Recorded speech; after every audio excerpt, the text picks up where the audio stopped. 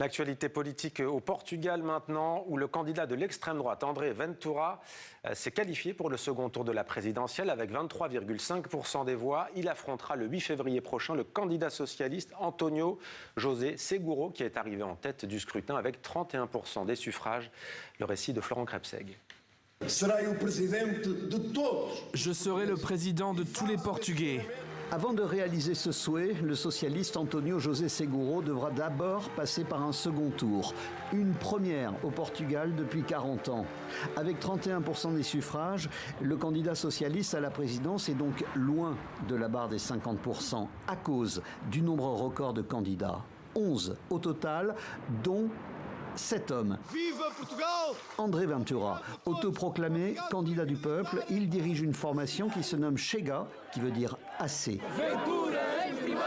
Son ambition, remettre de l'ordre dans le pays en éliminant la gauche du paysage politique.